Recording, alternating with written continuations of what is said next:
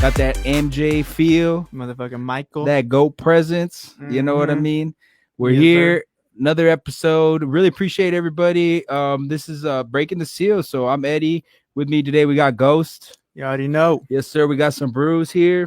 We got some tasty brew, not gonna lie. We got some IPAs. We're gonna be trying some Shiner Bock, some new thing. They have a juicy or wicked juicy IPA. So. And honestly, I mean, I don't know if Shiner's ever really had an IPA on deck. Really, I don't think so, right? I mean, they always do these crazy type of beers, especially like during the winter season. Yeah, but I don't know if I've ever seen an IPA. But honestly, this is a pretty good IPA, man. Shout outs to Shiner and producing. It took me a while to get good, used to it because I'm not really. I don't know. I'm starting to realize I don't really like IPAs, but it's I guess honestly it's a little too hoppy for me. Yeah, I mean, I think it's one of those brews that only a select few people really enjoy.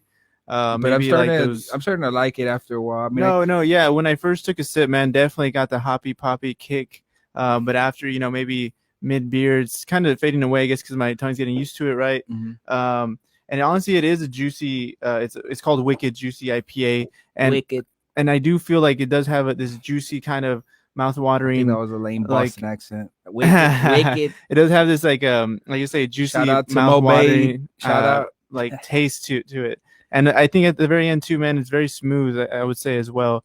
Again, kind of of course, it's IPA, and this is I want to say definitely on the more IPA side, as in it does have a lot of course, hoppy poppy kick to it.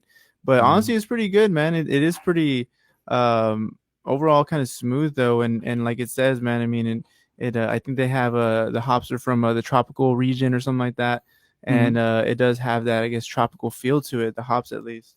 Yeah, no, it's saying here that it has a juicy kick, and I do feel that like at the end of it, after pretty much that aftertaste, it does have that. Does it make your mouth watery after, or is that just me? Because that's the way I'm kind of feeling, bro. Like a dryness or like a no, kind of like the bottom of I guess of your dude, I guess I feel like it kind of like makes your mouth watered a little bit. Kind of like, again, it's juicy, bro. I don't know, like a refreshing type. Yeah, thing. kind of. That's good. I mean, I'll give it a 7 out of 10, man. Is that because, I mean, you're not a IPA dude? I mean, yeah, I don't know. IPAs, I'm kind of. All right. I mean, sorry, excuse me. So, out of all your IPAs, what would you give it then? Out of IPAs, then I'd probably give it like probably like a 9. Then, if from all IPAs, yeah, that's what I'm saying, right? This was a little bitter, yeah. And I would kind of agree with that, right? In regards to all the IPAs I've kind of tried in the past, I would give it a solid, 8.8, yeah, maybe almost 9, I would say, in regards to just IPA solely. In regards to just regular, personal preference, I'll give it a almost an 8, 7.8, I would say. That's a good, yeah, I would say that's fair. I don't know, man. I think just like the preference when it comes to the IPA, I feel I don't know. I feel I gotta try a good one, and then but this one, when it comes to the best one, I probably is one of the right, because I mean it's not terrible. It's not like too overpowering. Yeah, because there's some where it is just like the hoppiness just overtakes it, and this one at least when you that aftertaste at the end is not. It's pretty smooth, I would say. If anything, of course, yeah, you have again, initially, of course, you're gonna have the hoppy poppy kick.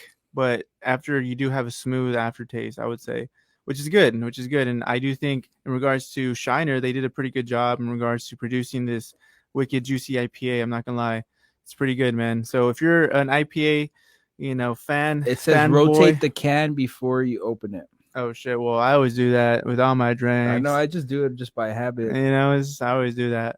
But no, so yeah. Overall, I give it I'll give it an 8. In regards to IPA level, I give it a close to 9. 8.9. I'll give it a 7. So it's a good beer. This week's episode, we had a chance to sit down with a few of the folks that pretty much started Ninja Lan. So we get to talk to them about the event coming up. So there's an awesome event July 30th. It's gonna pretty much 36 hours of gaming is what the idea behind it is. So these fellas got together. They've been doing it for quite a while. Planning it out, but unfortunately the pandemic hit, and now it's a chance for them to bring this event back. It's something they did 20 years ago. We had Michael Murphy on, he's known as Twitch. We had a few other people as well that joined in. Matthew, that's in charge of the Smash league that's going to be happening. Also had Josh, who's going to be performing and was also helping out with the event. And then we also had a chance to have Ham on as well, and he talked about pretty much the structure of the arcade, things like that, man. And it's pretty cool. I like gaming. Gaming's an awesome thing, and I think it brings a lot of people together.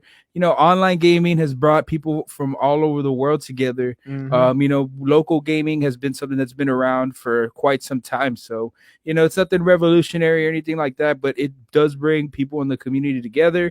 And from what they were telling me, it also is bringing in people from outside of the community. So people from Houston are coming in. People from even, I think, outside of Texas are coming down to go to this event. It's at the Echo Hotel. 36 hours of just gaming, dude. Continuous Boom. Or what? Yeah, like they're gonna have Dance Dance Revolution. They're gonna have a couple themed like Ninja Turtles was a fighting one. Nice. Smash Brothers, of course. They're gonna have Mortal Kombat 3. All these are gonna be arcade setups. There is gonna be, except for the Melee, that one's gonna be the console setup. They are gonna have some PC setups too. You can rent some PCs if you're there. It's going to be a good time, and I'm glad that we can do something like this, especially after the pandemic. And I think it's going to kickstart a few of these gaming events that are going to be happening, over the course of the year. We got a big announcement that we're going to be announcing next week, in regards to gaming. So I'll let you all figure that out. What is it, bro? Tell me. Nah, man. Tell me, bro. I'm going to let everybody chill and have a good 4th of July. I don't want them to start working. I don't want them to start working and working hard and shit. You know what I mean? Why not, bro? Because, bro, I want them to enjoy their 4th of July before they realize, oh shit. Yo, honestly, happy 4th of July, America. Happy 4th of July to everybody. Land that I love. I know, right? I feel like we're celebrating it again. We just had Juneteenth a while back. That's a freedom day too. So now we're gonna have double freedom. I guess we're gonna have a freedom summer. Freedom of tyranny. Yeah, I'm gonna let you all chill. Have a good 4th of July, and then I'll be announcing what we're gonna be doing next week. And I'm really looking forward to that. So really awesome stuff, man. I know. Let's talk about Loki, bro. Yeah, I know that we're trying to keep up with Loki. That. So you already caught up with it. We're probably gonna say some spoilers. So that's right. So if you want to jump ahead, feel free. But I do want to mention, like, this isn't. I don't think this is the best Marvel show out. Honestly, though, yeah, no, it's all right. But so I want to say it's pretty comparable to WandaVision. And I'm starting to think that none of these shows are gonna like really make a difference, but somehow make a difference. Maybe I think maybe WandaVision kind of does. WandaVision is this one maybe. Well, I think this one definitely is introducing the multiverse, 100%. Oh yeah, and I like the way that they introduced it right off the bat, like with different characters, like, different, especially like that mid-credit scene. Yeah, bro, we're gonna see a good amount of Lokis. We're gonna see alligator Loki, a kid Loki. Yeah. They call him a brave Loki, so we're gonna do that. Call him a brave Loki. Yeah, and then old school Loki. There's a lot of Lokis out there, man. A lot of Lokis. And then I mean, who knows what we're gonna see? I like the memes that were coming out with Owen Wilson. In that scene, and as all his characters and shit. Like, I wonder. Okay, so I mean, like, spoiler alert. So they're all variants. They're all variants, yeah, of course, right? But timekeepers are fake. When they get pruned, right? I mean, do they actually die? I mean, I don't know. Apparently, like, they go to another dimension. Mm-hmm. So what I'm thinking is, are they going to another dimension, with everybody, or another dimension with their own? Or like, is it kind of, for example, like when you die, you go and your soul gets captured, kind of like the Soul Stone, right? Or like, yeah, it just takes you off to another, I guess, another aspect, another plane of existence. But like, that's what I'm wondering. Is it going to be where all the variants are the same, or is it going to be where everybody, like all the variants, or everybody who's been pruned is there? But then I don't know if you remember, or is it like everybody is getting in their own box?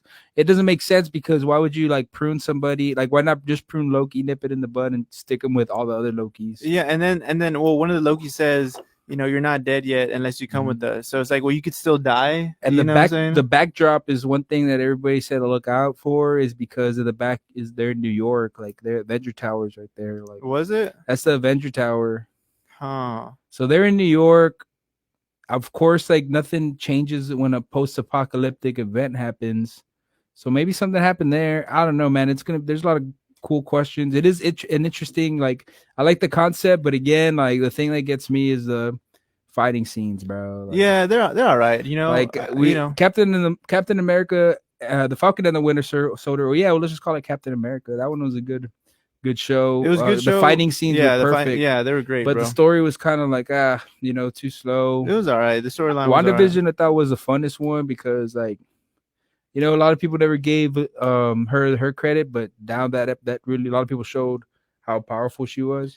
Yeah, see, the thing about for me for WandaVision is like, I mean, Mhm. I think the only thing that really kind of came out of it is, of course, Vision's still alive, and then now, Wanda is now for sure And officially it's gonna lead Scarlet to like Witch. Doctor Strange, like Yeah, but I mean, there wasn't, I guess, as much illusion compared to, for example, Loki. Loki's actually okay now. Okay, we're really talking about the multiverse. We're talking about the timeline that there is, all these other timelines that mhm. again are out there, but And all different characters. and it's about to be exposed, right? Yeah. And then okay, so what's up with the android motherfucking timekeepers, bro? Yeah, so I think like with that, So I thought there was three. There's three timekeepers though, as per Marvel like comics and shit. yeah, there is three, but I think there's gonna probably like a bigger force to it. I wonder what she's gonna be doing, or maybe like is she mind controlled? Is she some? But apparently, like in the comics, that lady is like is in bed with that other character, the time traveling guy, What, the Con? Conqueror. Yeah, Con? You talking about the judge or whatever? Yeah, like she's like the mistress of that guy. Mm. So everybody's saying that, but I think it's gonna end up being the same thing. Like I don't know if they would have had a character already. I mean, she's probably gonna be the villain more than likely, right? I mean, it's obvious, but Who though? You talking how about? powerful is she? Like, I don't think I mean, she's a variant though, right? Isn't she a variant? I don't know. That hasn't really been explained yet, But I And mean, if she, everyone who works for TV is a variant, unless otherwise, right? But that's kind of. but she knows something, so she's kind of like, if she is a variant, then how far, like, how much knowledge does she have as a variant, and does she know she's a variant, or Mm-hmm. or Well, I is she think just another being posing as a variant? Well, at one point she was one of these hunters, right? Yeah. And then of course Sylvie escaped from her, Mm. and then time passed, and then now she's a judge. So I mean, again, going back, I don't know. I mean, I think this girl, maybe, of course, she just earned her reputation, and then somehow, some way, maybe, like you said, got in bed with motherfucking Khan and the Conqueror, and of course now she has a little bit more knowledge than the average TVA, I guess, employee, so to speak. But right?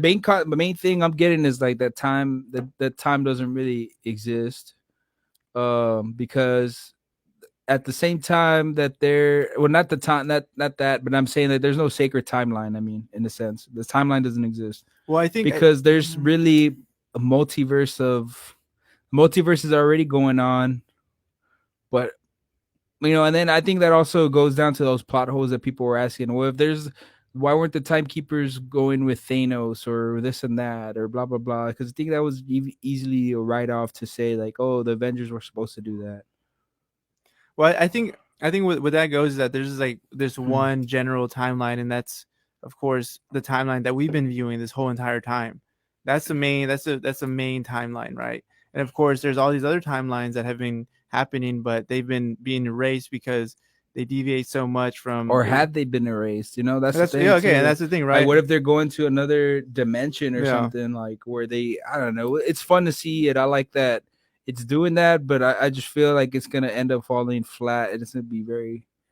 I mean, it's just one of those things, yeah. Because I mean, that's the next phase. The cool part about it, yeah, it introduced that. Okay, there can be different characters, so now we'll probably see like different Spider-Mans.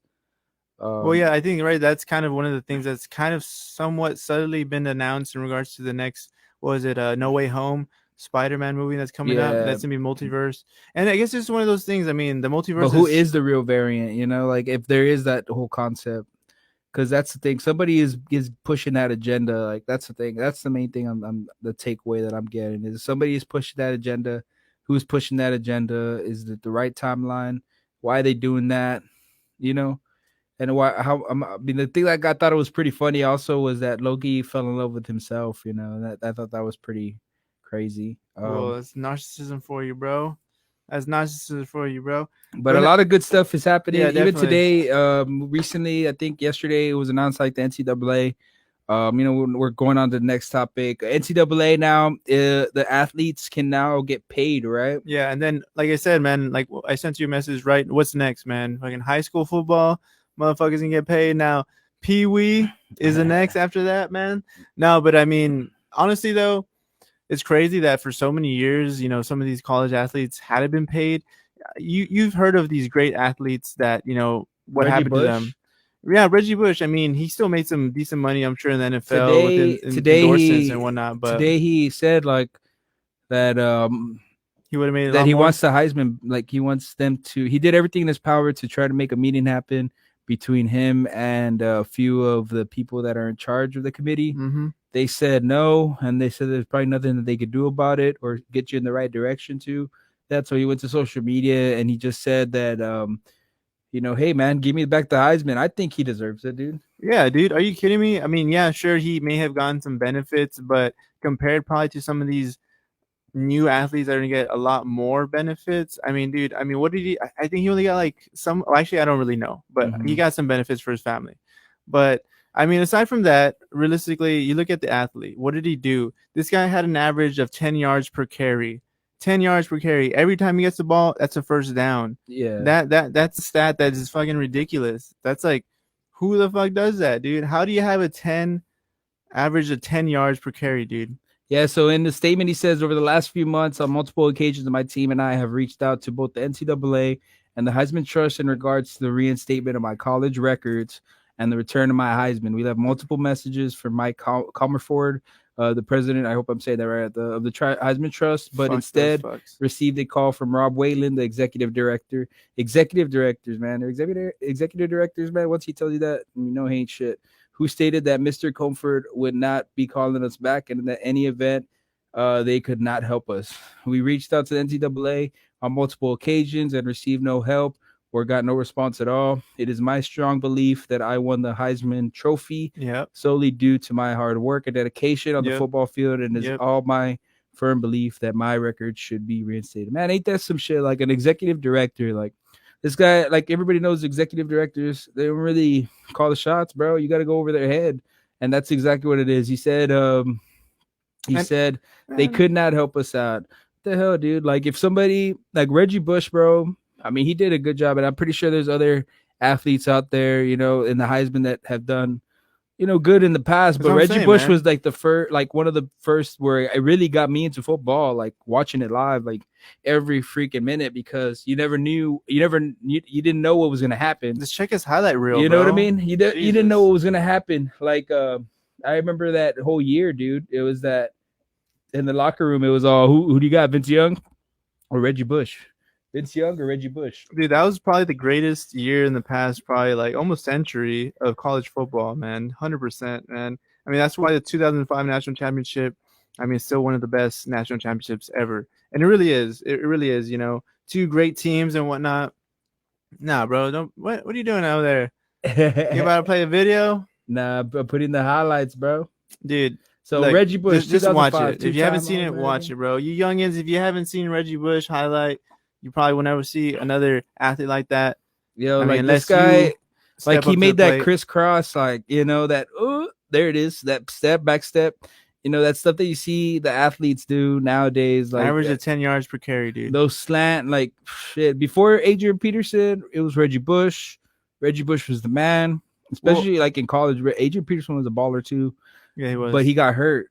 But AP in NFL, AP was another. But even in college, remember at OU, every time they would give him the ball, he would always freaking make a highlight happen. Kind of like as to Melvin Gordon, and you see, Melvin Gordon, who was Wisconsin, right? And then the other guy, Todd Gurley, also, man, he was a baller.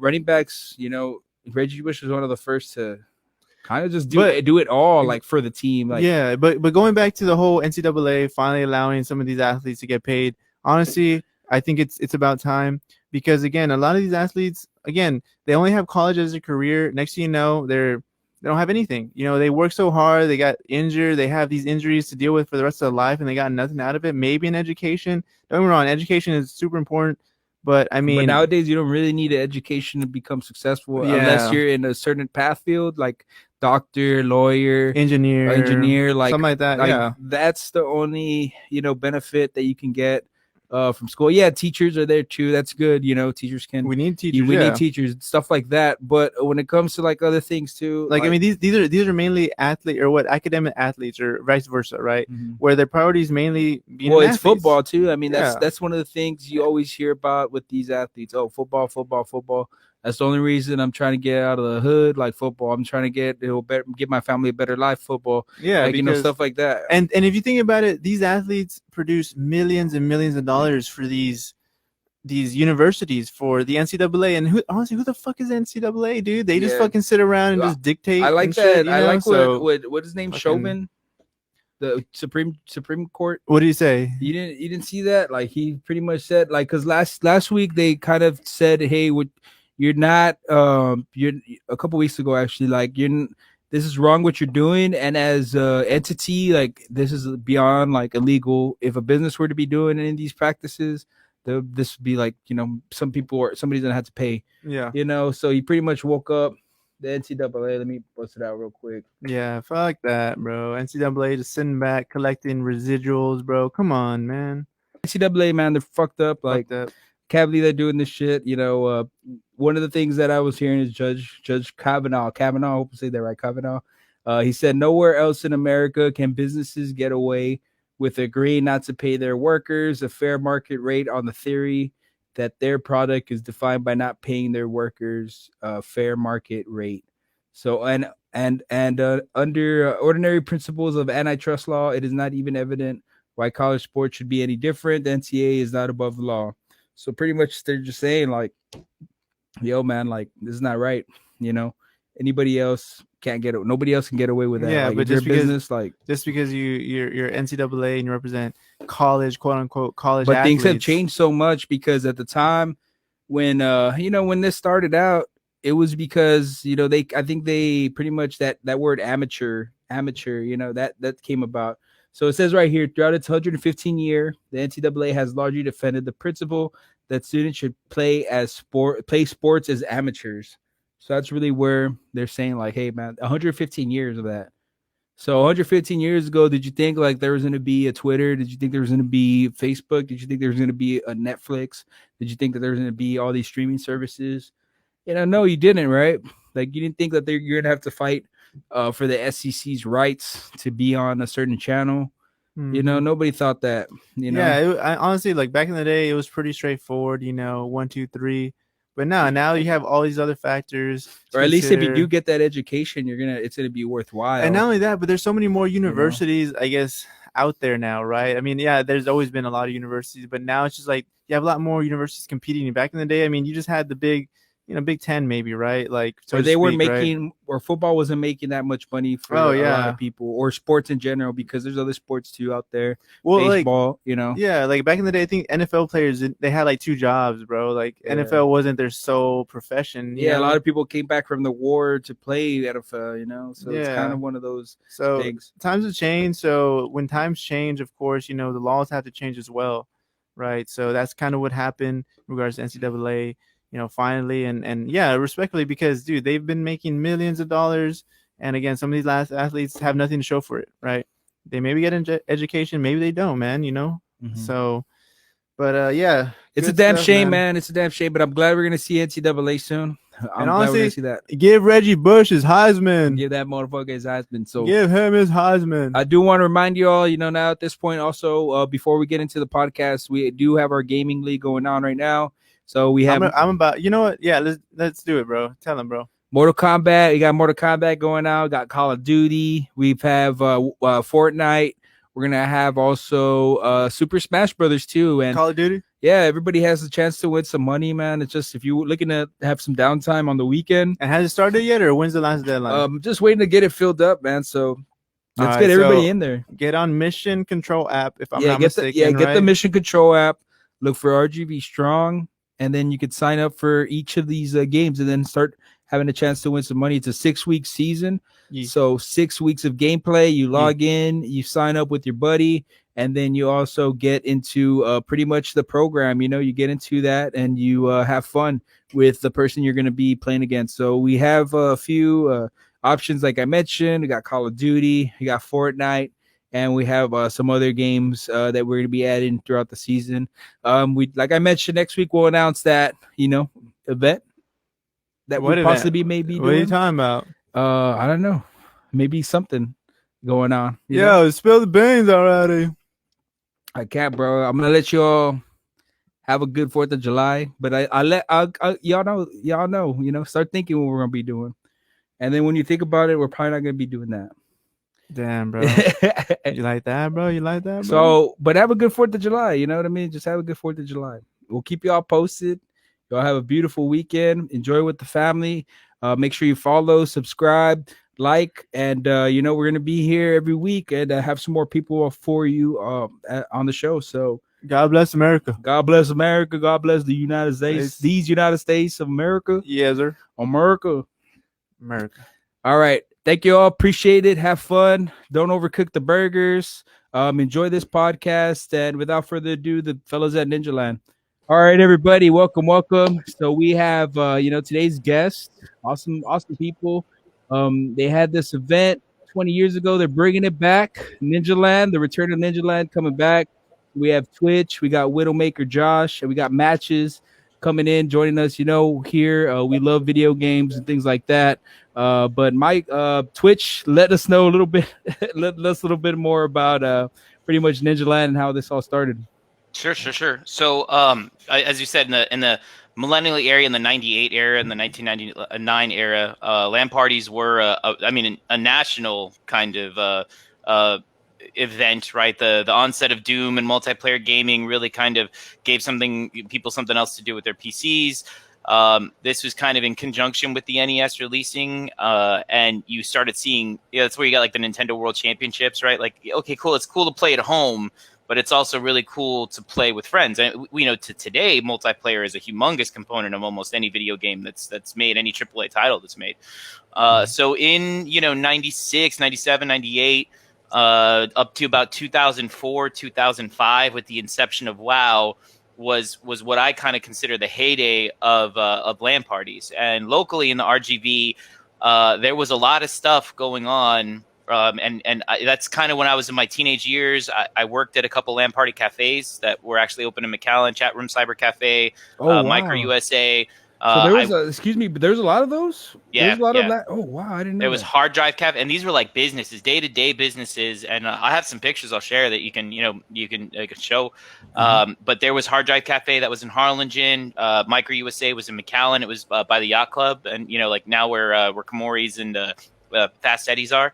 Wow. And there was Chat Room Cyber Cafe, which is in the same location right after Micro USA opened. So there was physical locations you could go to kind of have LAN party. And I worked for both Micro USA and Chat Rooms. I never worked for Hard Drive Cafe. And then there were LAN party organizations. There were a few. Ninja Lan was probably one of the first and earliest that started having parties in like '99, and these started at house parties, right?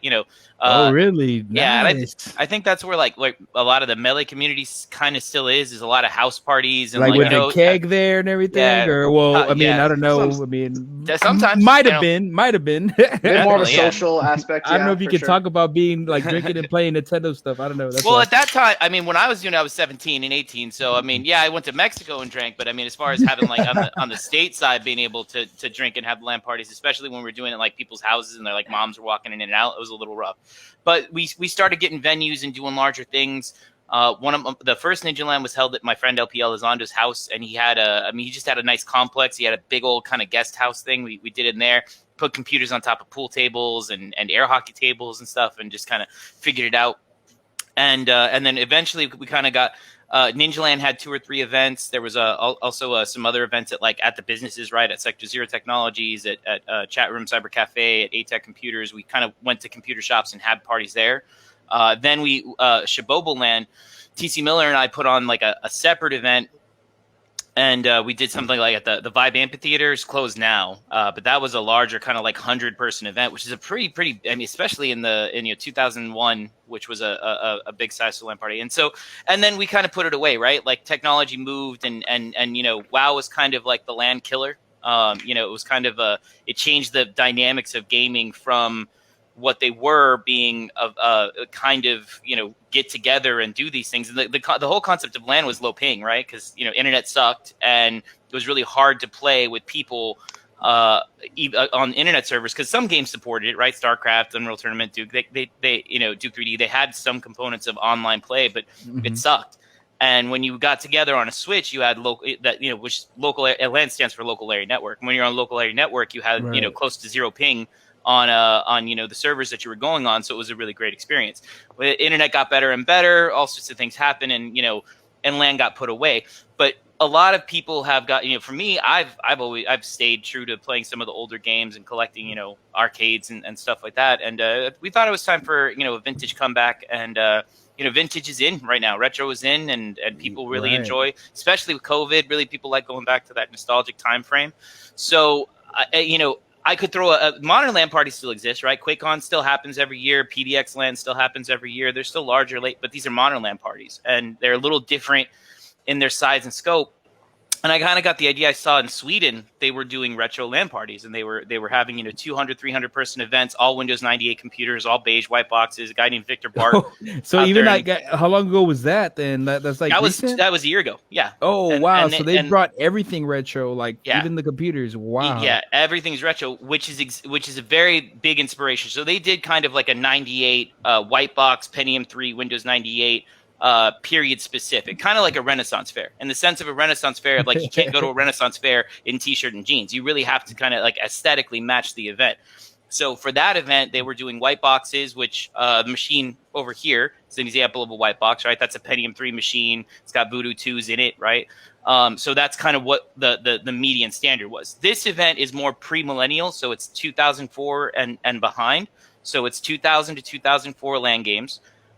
Plus arcades from the 90s through 2000s, plus consoles from the 90s to 2000s. So it's very much set between 1995 or 1998 to 2004. And so all the games that are going to be played are from that time period, right? Both on consoles, arcades, and LAN tournaments. LANs have always had some dynamic of a little bit of console, a little bit of DDR, a lot of LAN PC gaming. We're actually putting a little more emphasis into arcade and melee tournament, console tournaments in. So this is going to be a place where you want to show that you're good at GoldenEye, right? If you're like naturally good at Mario Kart and you think you're the shit, and if you really think you're great at melee, let me tell you, you're gonna get your butt kicked. Dude, the GoldenEye is that's gotten a resurgence lately, because I know that leaked. There was a leaked update, right, recently. The Xbox 360, when Xbox Microsoft got a control of Rare, they were porting games like Perfect Dark, Banjo-Kazooie, and GoldenEye was actually in that bunch. But because of the time and where 007 was, they weren't getting the rights to do that again. So they pretty much finished somewhat the full game. And then they just had to shelve it. So recently it leaked that they put out the game, that somebody leaked the game, and you can play it on an emulator on your PC, or if you have a modded Xbox, you can play it on the Xbox. And I actually got to I played it on the Xbox. Ham, our other guy, he put it on his Xbox, and I played more than half the game in one sitting because it was just so good. It was exactly what you remember. In fact, they didn't even get a chance to do the sound engine, redo the sound engine. So all the sounds are still exactly the same. Yeah. It's just scale, and it's not even scaled up. It's just completely redone in a new engine, exactly how you remember it. And I thought that was the coolest thing. Wow, you had the opportunity to play it. Dang. Yeah, GoldenEye Source is still around and has been around. So that was a mod for the Half-Life 2 Source engine. Yeah, just like. But that was fan made. You know what I mean? Yeah, it was fan made, fan done. Yeah, that was a studio push, etc. But it's happened with lots of games. StarCraft Ghost, right? I mean, that was never released. StarCraft 2 was never released, and now you can play them on emulation or on soft modded machines, which kind of Primal Rage 2. So is that kind of the technology that is helping you kind of make these events, or are you all using the actual arcades, or how does all that work? What definitely real systems that you're all gonna have? Yeah. When it comes to the arcade side, speaking on Games at Ham's behalf, he's in charge of all our arcades, and he's all about original hardware. I mean, we have like new tech, as in we can flash games, whatever game we want, to the specific hardware, but it's all true hardware. The CPU, the motherboard, the buttons we're playing on, the cab we're playing on, and that's what we've been doing it on our own for a good while, and we're finally ready to like bring it out into the public. Like we have a new version of Ultimate Mortal Kombat 3 called Dude, Plus. I was seeing that. I was like, wait, And, I've never heard of that. It So how does that work? utilizes real hardware, and what we actually had to do was buy a copy of the game, get these chips flashed by the people who do this, and basically, because Ultimate Mortal Kombat 3 is still a hype thing nowadays, they have kind of brought in some more characters from Trilogy and balanced some things out for us, kind of like Melee and Project M. That's what we have with UMK3. So, you know, everybody up north has been tournamenting UMK3 Plus for a good while. You see it in a lot of the big streams. This is the first time that you're going to see it down here in the Valley on legit hardware. That's Physical super UMK3 dude, cabinet, that's- etc. Yeah. That's amazing. So, Josh, tell us a little bit about your role and what you're in charge of. So I'm kind of the He does a guy in lot. between Michael and Twitch and Ham from Games at Ham. So Michael has this event, this LAN event, right? And Michael's set on doing LAN stuff. At the same time, Michael's got like, you know, a bunch of consoles that he's been hoarding and getting ready to do some events with. So he wants to add the console-ness to it. And here I've been hanging out with Ham, Games at Ham's, at his place, playing arcades like, you know, 2, 3, 4 times a week for the past like half a year with this guy. What does the setup look like? I'm sorry to interrupt, but what does the So- setup look like? What I mean, like the way that everybody's trying to make their setups now, is that kind of how he has it, or what? Does he have like a little man Ham cave or has, like, something? he's got his own spot. Like he's got a yeah, everybody has a Oh, spot. that's Michael awesome. has a garage full of arcades, and Oh, kind of wow. similar to what Ham has. And then Ham also PDMs, has like Michael has a ranch for PC landing, which is 2 rooms of just PCs, old PCs. And then Ham has like another arcade in Harlingen. It's just a location. Where we work on stuff. It's an arcade space. It's a laboratory. but yeah, he's got like, I don't know, probably like close to like 25, 30 cabs out there. And he's got some up north and stuff. But his gems, the things that he plays with his community of gamers who have always been around, Marvel vs. Capcom 2, Third Strike, Super Turbo, as of recently UMK3 and old Killer Instinct. We play those cabinets at his house.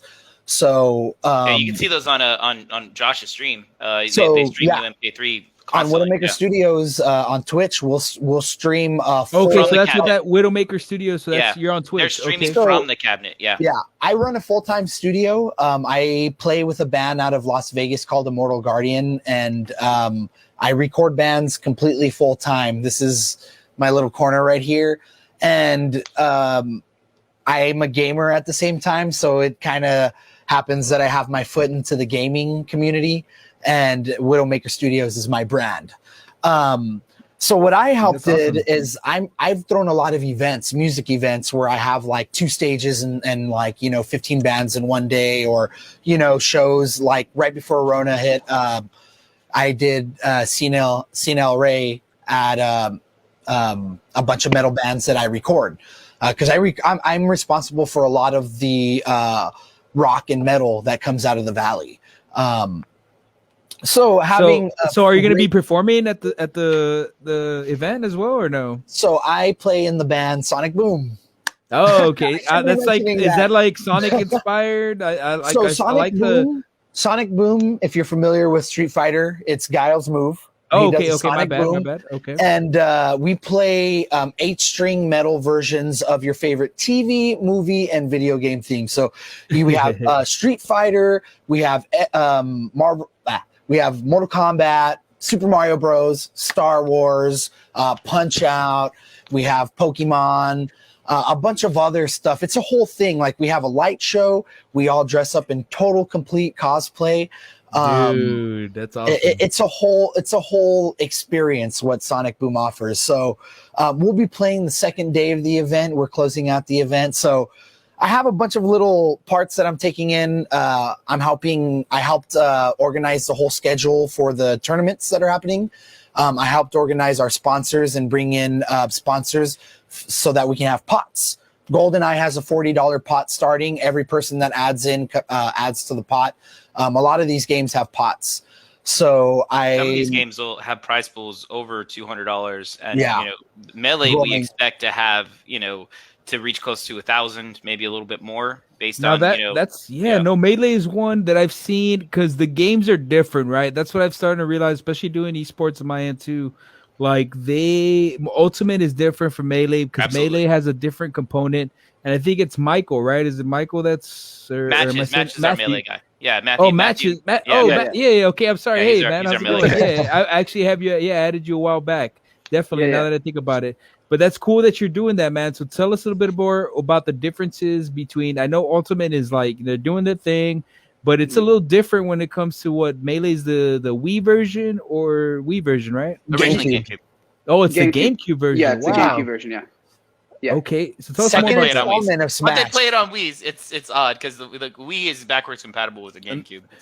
Even at that, I feel like the GameCube was another level. Like I don't know, the GameCube was like, man, it's a classic. It's iconic. There's so many games. There's so many games. Like Nintendo, I don't know how they managed to do it all the time. The Wii, I think, was the only one, but I mean, the Switch kind of changed it up a little bit for me as well. But tell us a little bit more about that matches and let us know about that. Yeah, so like you're talking about the GameCube, it was just an iconic system. Before that, there was the 64, and then now they have the Switch. Nintendo's always been just on a different level of just gaming nostalgia. Just to this day, you show anybody like a picture of a Melee character, and they're like, "Oh, I used to play that with my cousins." Everybody knows Nintendo. It's a super fun, casual series, Super Smash Bros. And Nintendo's just like I said, like very iconic, very very wholesome, good family fun. But taking back to the GameCube days, like Twitch was talking about, it's just the reason why you're talking about like Ultimate and Melee, and I'll get to that right now. But the reason why Melee is still alive and why it's so different and so unique is because you have Street Fighter, you have Mortal Kombat, you have these amazing old school games that people play, and Melee's in there. And it's just kind of like the black sheep, and somehow it exists and it thrives, and it's because this is a LAN style game. It's not actually LAN on computers, but you play on systems next to somebody. And we do have all these great people who have developed a rollback code. Like one guy, for example, developed rollback in the middle of quarantine and just like gave everybody something to do in quarantine. It's amazing. And those are all great. But the community is pretty solid then, right? Like when it comes to that online.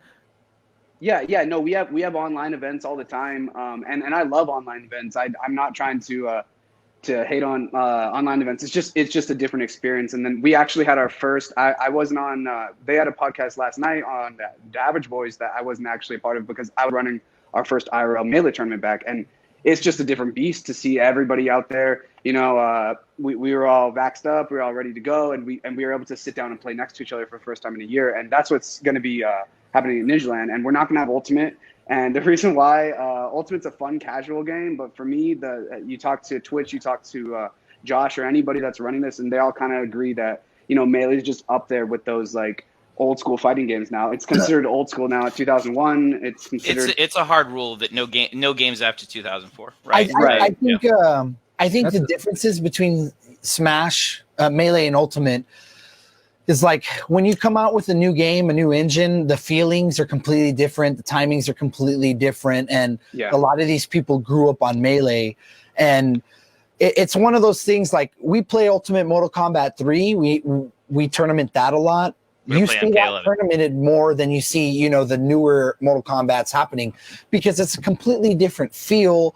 The down to like when you make contact with a player and you hit the other person with a punch or something, like it feels different and it's got a totally different vibe to it. And I think people who especially grew up with Melee, they learn that. That's their introduction to Smash.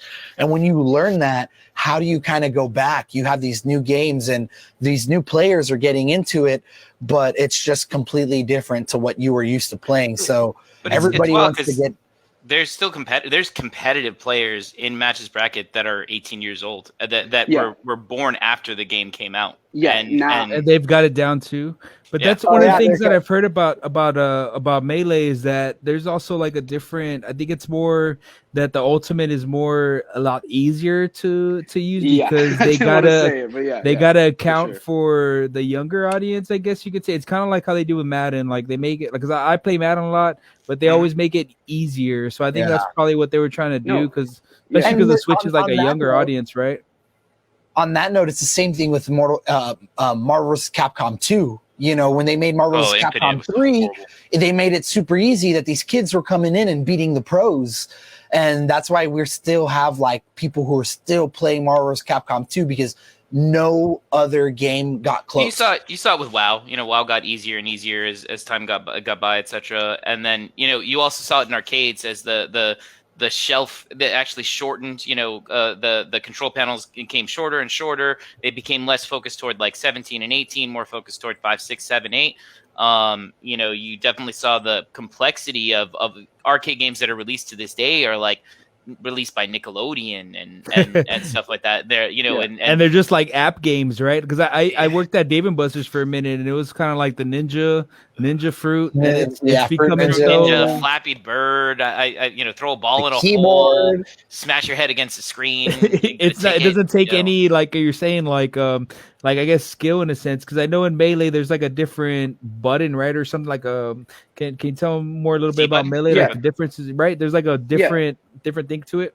So in Melee, everything's very much analog. Everything down from like if you want to run and do a smash attack, you have to physically take your fingers off of the buttons, go back to the control stick, slide it back to the A button, and then literally in the new game you just flick the second stick. They just changed it. It's like, and it becomes this whole like gray area. Like, is it better that it's easier? And then there's kind of a really hardcore fan base that's like, this is how the game was meant I to be worked played. hard. It's difficult. I worked hard to make this input. And I like it that way. And, to the people that play Ultimate, I say there's nothing wrong with that. It's just easier. And that, whatever you want to think with that. But it's true. The inputs are easier. And there's something that comes with a little bit more pride when you can play this old school game and you can perform these perfectly pixel. That's a Same little thing with surprising Marvel's though, Capcom right? 2.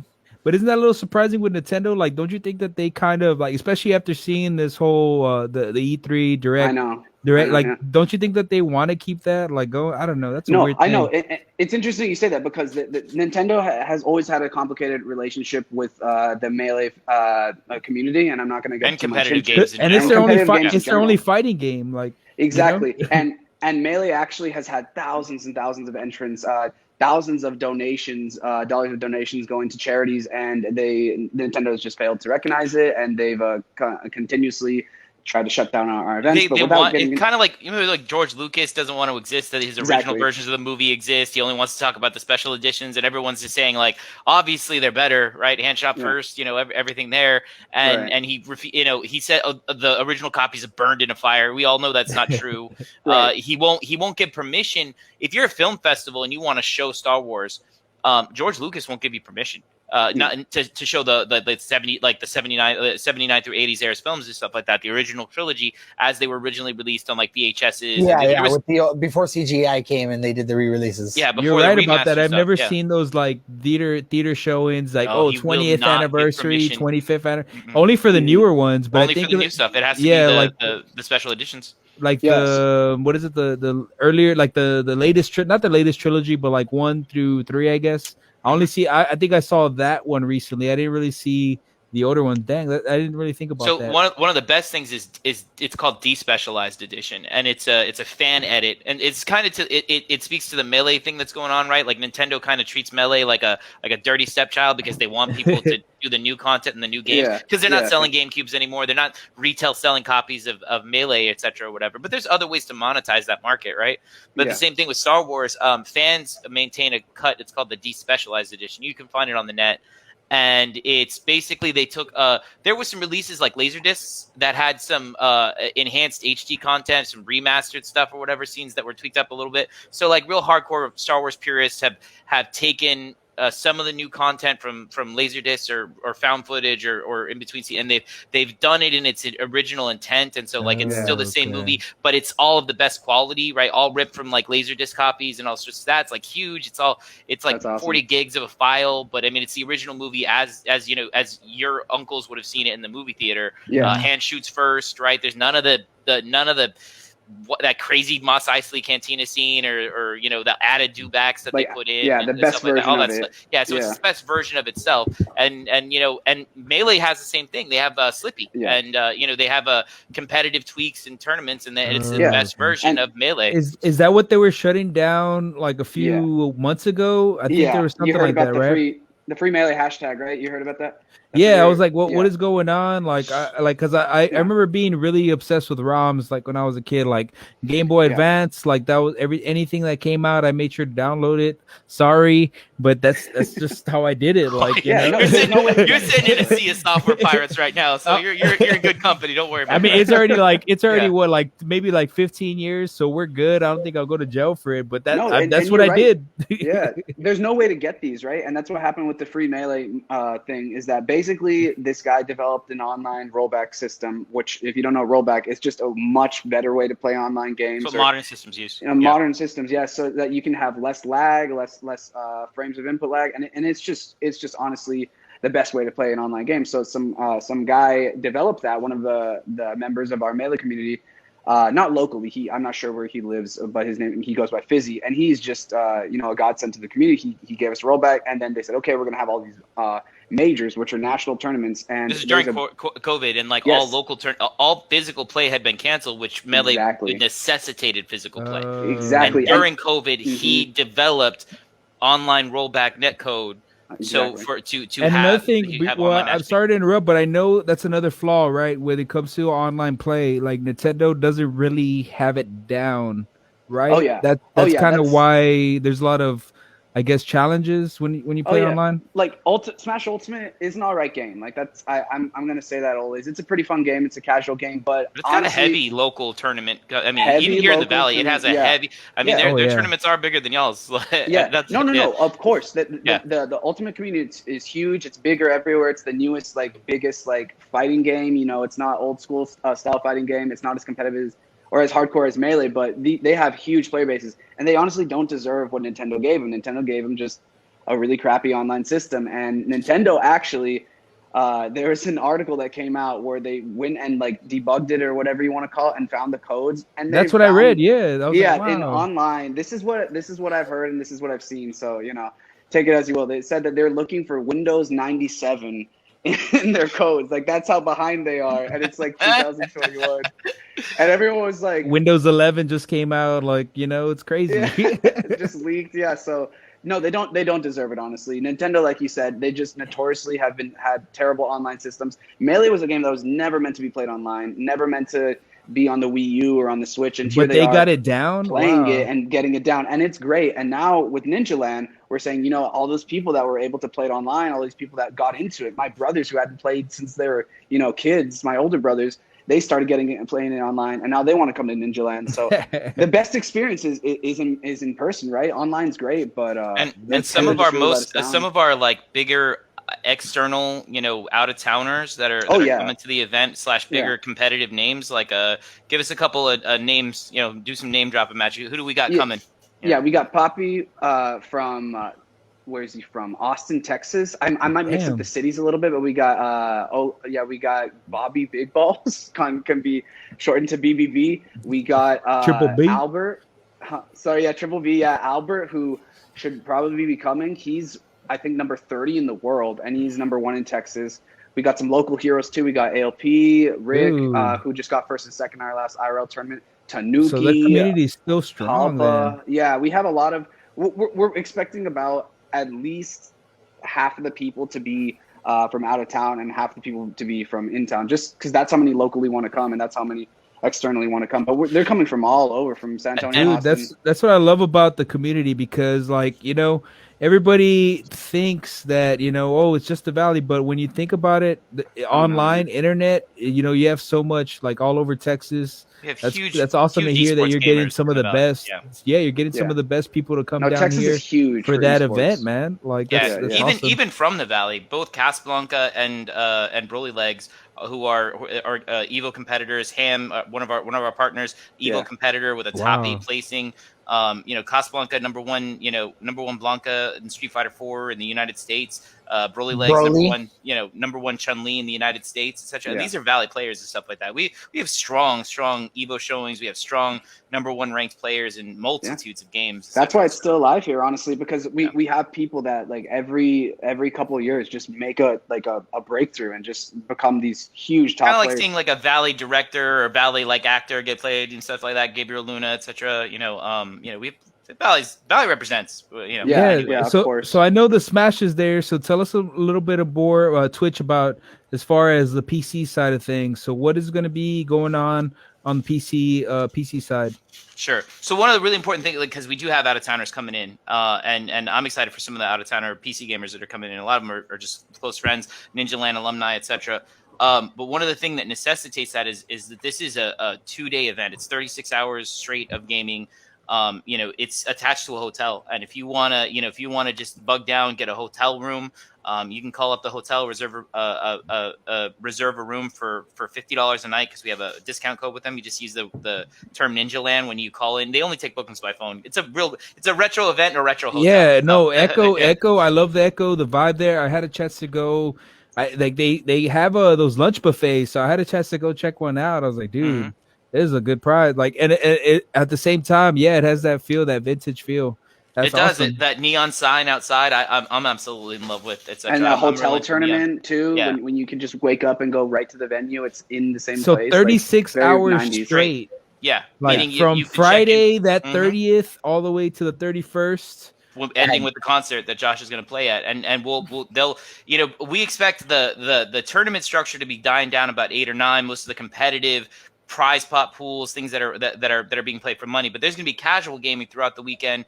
People are going to whip out Magic cards. They're going to whip out D&D board games. Okay. We have a POG tournament. We have 90s board games. We have Saturday morning cartoons. DDR. Saturday morning cartoons. What do you mean? Yeah. Were you going to have like a Saturday morning? What? We encourage 90s retro themed like dress, etc. Right? Bring your 90s wear, Jinko jeans, whatever you want.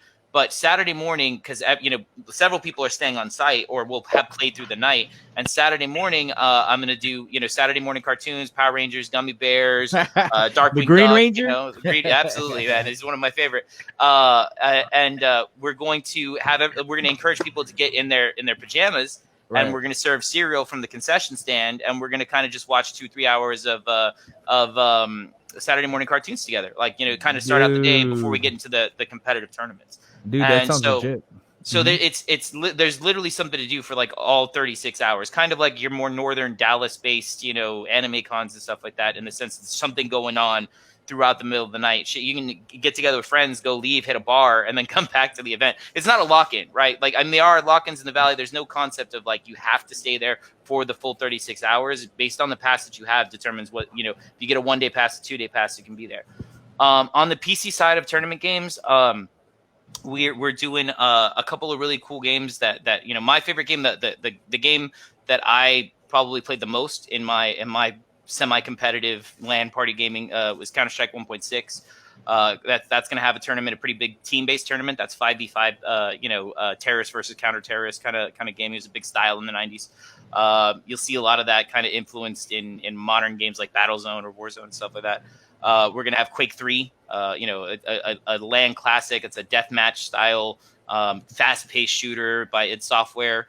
Jedi Knight, Jedi Academy was based off the Quake 3 engine, but it's a kind of Star Wars based lightsaber battle, Star Wars universe. Not vehicle. Sorry. And then we're going to have Unreal Tournament, Doom, a big classic Doom tournament. We've got, I think that's pretty much all of the console. And then, I mean, there's tons of other games. We're going to be playing StarCraft. We're going to have a StarCraft tournament. Dude, yeah, that's a lot of variety going on through those 36 hours, and people have a chance to win some money too. I mean, why not, man? Damn. I have Dude, the that's- full list right here. So we have Unreal Tournament, Counter-Strike, StarCraft, Doom, Star Wars Jedi Academy, Quake 3, Half-Life 2, console Super Smash Bros. Melee, Yeah, I miss Mario Quake. 64, Double Dash, Teenage Mutant Ninja Turtles Tournament Fighters, GoldenEye 007, Oh. Soul Calibur 2, Sailor Moon S Fighters, Tetris on the Nintendo, Halo Combat Evolved. We're going to have Zelda 4 Swords there set up.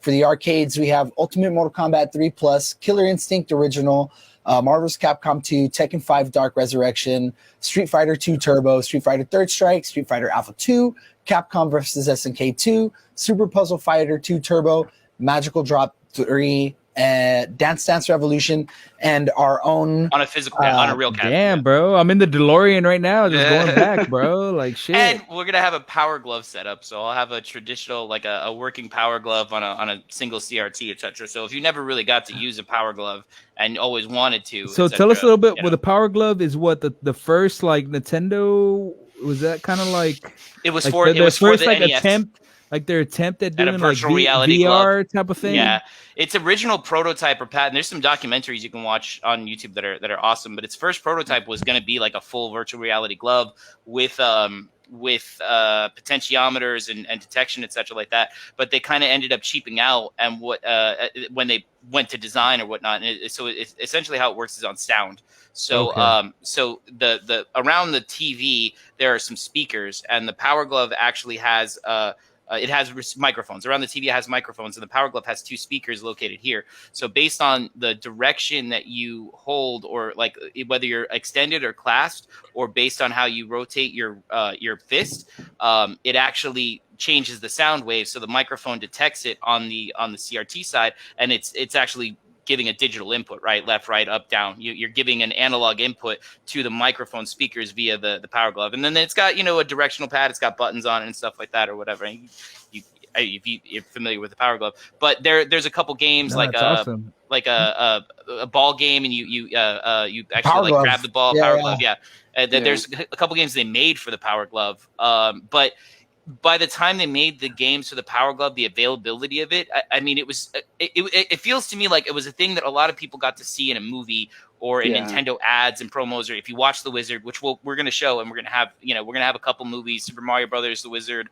like the new Super The Mario uncut Brothers version? extended cut, like the uncut version. Or the director's cut. the director's cut with the new footage in is Yeah. the one that we're going to show. That's awesome. And so there's definitely, and they showed the Super Scope 6 off. I mean, there's not a lot of people who actually got to play with the Super Scope 6, even on the SNES. So there was a Wow. supply problem with the Power Glove, and just a lot of kids didn't get to experience it, but knew it existed, saw it in the Wizard or whatever. So my hope is to provide a couple of guys who'd always wanted to see how did it work, what is it like, using it and shit like that, just to kind of take an Instagram picture. I don't care what you do with it, but No, we're for gonna real. have one set up there.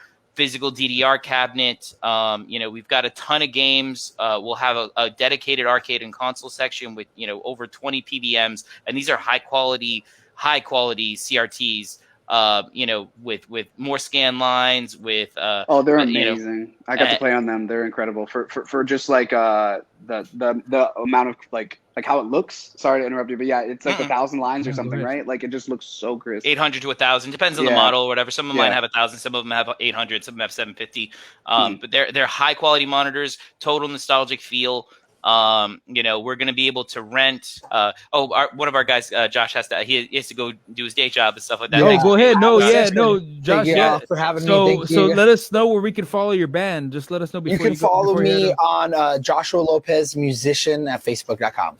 Okay, perfect, man. But I appreciate you joining in, man, and we're looking forward to Thank it. I want to you. hear you rock out, hear some of those Yes. awesome tunes, those Pokemon tunes. I'm Yeah. ready for that, bro. We even do matches. I don't know if you know this, but we do melees in our Pokemon song. It's like two Pokemon songs. So it's Yeah. the Pokemon intro, and then it goes into the Pokemon Stadium sound for Melee. Oh, yeah.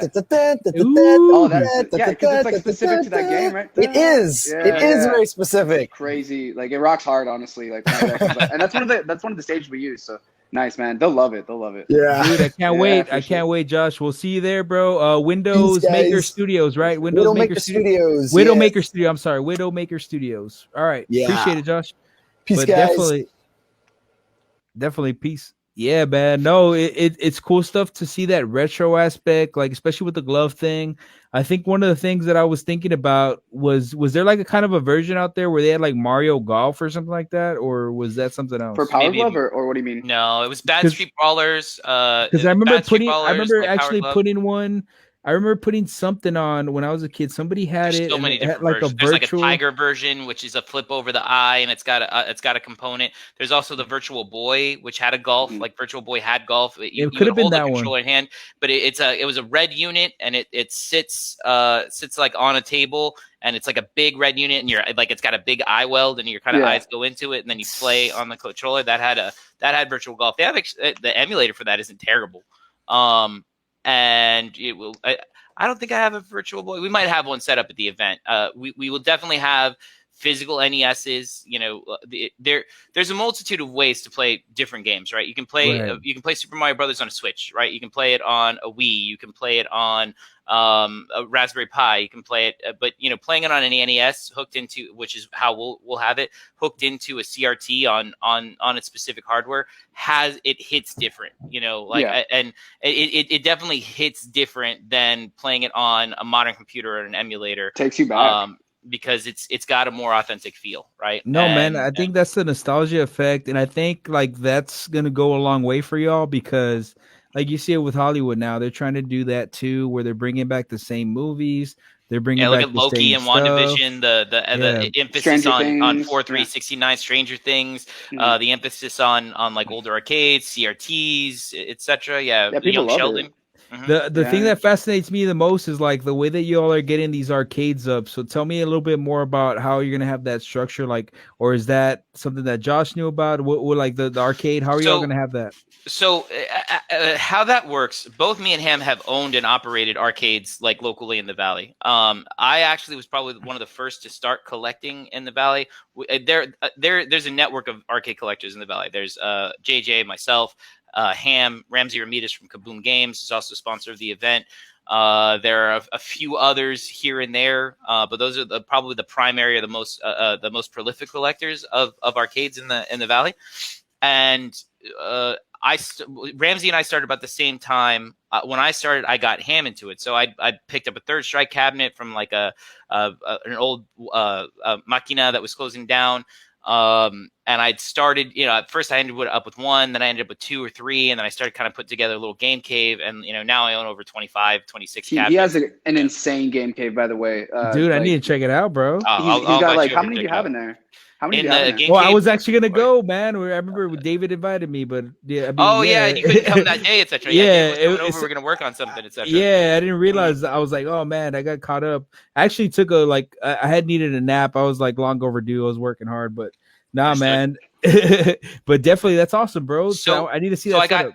I got Ham. Oh yeah, I'll definitely have you over. I got Ham into collecting, and we actually attend. So I started attending auctions. I was going by myself. Then me and Ham ended up going together. Ham went really headfirst into the hobby. You know, at a certain point, I kind of stopped acquiring new cabinets to an extent. Like I still do. I'm working on getting a lot of mine the way that I want them. It's a lot of work, man. It's a lot of repair on older technology and older skill sets. And so Ham got into it pretty hard. He operated. So I started Game Workshop with two other owners. One of the owners kind of hopped out real fast. Me and the other owner, who eventually went on to Flux and was a part owner in the Flux, and then now he's an owner of some. Him and Flux parted ways, but definitely ran Game Workshop for about a year in the Valley before shutting that down, and then kind of brought all my stuff kind of internally in. Ham had ran Critical Hit Arcades, which ran out in Alamo, and had his arcade collection out there. He's got a fantastic selection of arcade cabs, some really great candies. Yeah, shout out to him, man. Awesome. And and then they kind of went different ways. Whatchamacallit, it was co-owned by him and Fish House. They went different ways. Ham and I are often talking about, hey, you know, do we want to open something? You know, I think right now we're both kind of more into event planning. Holding a physical location has a lot of advantages and a lot of drawbacks, right? Advantages, Right. People bring arcade cabinets to you and you get associated heavily with it. The drawbacks is the overhead, right? The overhead, and then the physical like the constant physical breakdowns of your stuff because of the traffic, that goes through. And a lot of these machines are not, spring chickens, etc. Some of these have got real sensitive stuff going on. So we kind of right now both feel that we're kind of in the event phase, right? Like we have a lot of inventory. We, between the two of us, we own a lot of arcade cabinets, a lot of consoles, a lot of CRTs, a lot of classic equipment. And we're kind of really okay with like doing events and kind of having, pop-ups or events and stuff like that, like Ninja Lan, like Return of the Mac, some of the other stuff that gets done. And that's kind of what we're going to focus on until we find the right venue. And a big piece of owning the right arcade is getting the right venue. So we're kind of on a venue search. If that happens, maybe we kind of open up another physical location again. But we're in no rush, right? When it's right, it's going to be right, and we're going to focus on events until then. And then we brought in matches and said, hey, we need to in with the Melee community. We definitely we have all these CRTs and all these consoles. We'd like to help cater to the Melee community, because we're not, at least me. There's a lot of there are other game tournament organizers in the Valley. Valley's not lacking on game tournament organizers. Yeah, it's not new. Yeah. It's been happening, like you said. Like this is something that's been 20 years that you all been working on. Like it's not like it's gonna be nobody's revolutionary at this time. Essentially, that's pretty much what it is. No, everything is just like doing it at the right. It's just doing it with the right audience and making sure that it's a fun environment. And I think that's what you all are going to bring to the table. It's something that it's something that, like I'm telling you, that nostalgia effect. Everybody loves it, and you see it with Mortal Kombat. Like everybody went out to go watch that movie. That was kind of one of the biggest movies after the pandemic. Everybody went to go see it, and why? Because video games has done a lot for people. And it's just one of those things that people love, and I think it's gonna go a long way for y'all. I would also go as far as saying, I talked about this in the last podcast a couple weeks ago in the Average Boys. The Valley's really nerdy, man. Like it's so awesome. Like we're big like gamers. We're big like old school movie lovers and collectors, and it's great that like we can all kind of culminate here, because like you talked about, like it's something that kind of takes you back, and it's true. Like it's kind of like with our Switches and our Windows 11 and all these fancy machines we have now, we forget, like somebody turns on Pac-Man and you're like, oh, I remember that. And then all of a sudden you're playing Pac-Man. I'm saying that example because my brother literally booted up. Yeah, the success of arcade 1-ups, which I can't stand, but I own 4, but I like, anything to get you back in the headspace. Yeah. No, you're right. No, the other day I was hanging out with some buddies, and he had the SNES there, and he's like, hey, man, whatever. So we started playing and drinking. I was like, dude, this is awesome. This is what it is. This is what you need. Like, and I was comparing it right now to like billiards. Like everybody has those billiard style. Like, Fast Eddie's is one that everybody goes to play pool. They don't play it competitively, but they play it just to go have fun and have a drink. And I think that's going to be the next step with video games, where like everybody our age, we're like, yo, man, I wouldn't mind to unwind to go play a Mortal Kombat tournament, or I wouldn't mind to go play some Melee, if I'm going to get, a little brewer here. Yeah, people got mad respect. They got, and that's what I noticed. That's what I love about the Valley and McAllen too. Well, I'm saying McAllen because I live in McAllen, but everybody I met here that I met in the Melee community, in the FGC community, the Comic Con community, that whole gaming area, is everyone's got mad respect. Nobody says, oh, Melee's lame, or Third Strike is lame. Like, no, like those are the best games, and I think everybody knows it. Like when they go to Critical Hit or when they go to Game Workshop, they see the actual physical arcade. They got mad respect. They want to come there. But like this event, when do you ever see it all together? When do you ever see all the homies come out for Third Strike or come out for DDR? And like, I think Twitch has said this in the last podcast, people are kind of like, hungry for it. After a year of being inside, everybody kind of wants to come out. Yeah.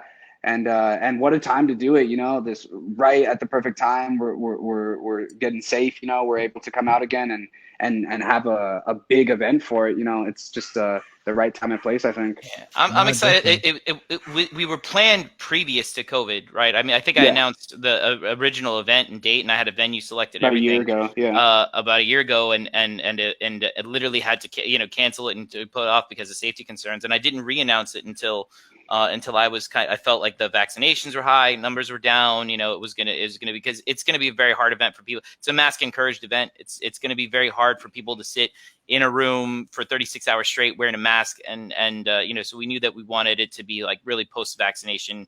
Right now we feel like if you haven't gotten vaccinated, it's a personal choice, not necessarily a lack of access. And we know that anybody who wants to come to the event can absolutely get vaccinated coming before the event. We really hope you do. But we're not checking vaccination cards or requiring masks. The Echo Motel itself is mask encouraged. So, we can't really like be in their business and then enforce a different policy. Not that we would. So, we're still going to have lots of safety precautions. We're going to have hand sanitizer all over the place. We're going to, masks available if somebody doesn't have one and wants to borrow one, or not borrow, but, take one. We're going to try to keep capacity limits, I'm not trying to pack the building, we're expecting 300 at most, right now. It could get a little bit bigger than that if we get some extra rooms, because the Echo Hotel has a lot of different rooms. And on the drinking part, I like what you say, or what you bring back, like bringing drinking in games. And you wouldn't think it's funny, because a lot of us started playing games before we could drink, right? I mean, I know in the Valley, especially in the 90s, you could definitely drink younger than anybody else in the United States. You could start drinking at 15 and 16 and stuff like that. So like in the original Ninja Lands, drinking wasn't a big component. And to this day, it's going to be a family-friendly event. However, it's at a hotel, and you can have a hotel room. You can do whatever the heck you want in your own hotel room. You know what I'm saying? And I know I'm going to head to my room and have a few brews, etc. But it's the inception of the barcade. It is wild how hand in hand arcades and gaming and nostalgic gaming goes together with drinking. And Cider K, there's so many barcades in like the North Texas area and the area. We ran a BYOB, like when Game Workshop was open, it definitely had a BYOB component at the end of the night. We kind of did like Adult Swim, like after 10, it was BYOB. Yeah. Right. So like all the old school guys come out, have a drink. I've never liked the idea of drinking in front of kids. Like, I'm a dad. I don't like. Oh, yeah.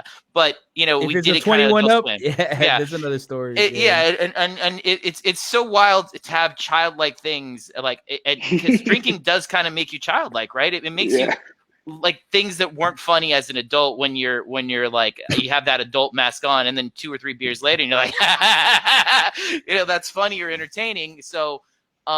Drinking is a big component of that, and well, speaking of that, real quick, just give me 1 second. Sorry, y'all can talk real quick. I need to go to the restroom. I need to break this here on it. That's what the portion of the podcast or whatever.